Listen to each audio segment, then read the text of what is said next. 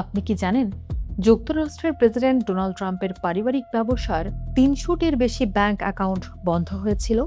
কিন্তু কেন বন্ধ হয়েছিল? রাজনৈতিক কারণে নাকি অর্থ পাচার বিরোধী পর্যালোচনার ফল? আদালতে নতুন নথি জমা দিয়ে এ নিয়ে নিজেদের অবস্থান জানিয়েছে ক্যাপিটাল ওয়ান। কি বলেছে তারা? চলুন জানার চেষ্টা করি।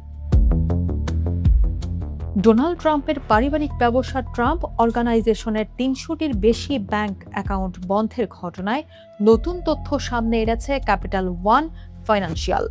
ব্যাংকটির দাবি, রাজনৈতিক কারণে নয় বরং অর্থ পাচার বিরোধী বা অ্যান্টি মানি লন্ডারিং পর্যালোচনার ভিত্তিতেই অ্যাকাউন্টগুলো বন্ধ করা হয়েছিল।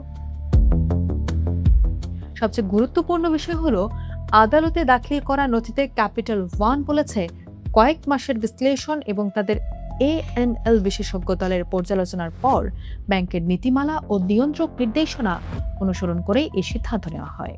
তবে এখানেই শেষ নয়। ব্যাংকটি একই সঙ্গে স্পষ্ট করেছে তারা কখনোই ট্রাম্প অর্গানাইজেশনকে অবৈধ অর্থ পাচারের অভিযোগে অভিযুক্ত করেনি। তাদের বক্তব্য, অ্যাকাউন্ট বন্ধের সিদ্ধান্ত ছিল ঝুঁকি মূল্যায়নের অংশ।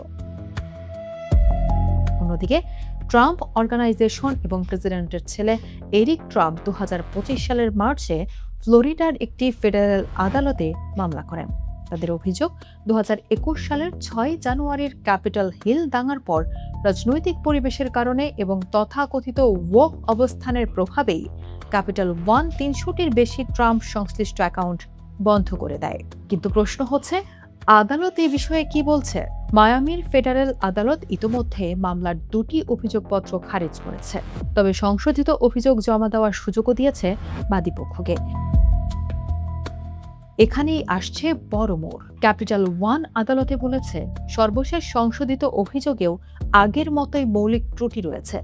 ব্যাংকের ভাষ্য, বাদীপক্ষ রাজনৈতিক উদ্দেশ্যের যে অভিযোগ তুলেছে তা আদালতে জমা দেওয়া নথির পূর্ণ প্রেক্ষাপট তুলে ধরে না। এদিকে ট্রাম্পের দ্বিতীয় মেয়াদে তার প্রশাসন ব্যাংকগুলোর বিরুদ্ধে রাজনৈতিক কারণে সেবা না দেওয়ার অভিযোগকে গুরুত্ব দিচ্ছে। এমনকি ২০২৫ সালের আগস্টে তিনি বৈষম্যমূলক ডিব্যাংকিং নিষিদ্ধ করে একটি নির্বাহী আদেশেও সই করেন। এখন সবার নজর আদালতের পরবর্তী সিদ্ধান্তের দিকে। এখন দেখার বিষয়, ট্রাম্প অর্গানাইজেশনের সংশোধিত অভিযোগ আদালতে টিকে থাকে কিনা।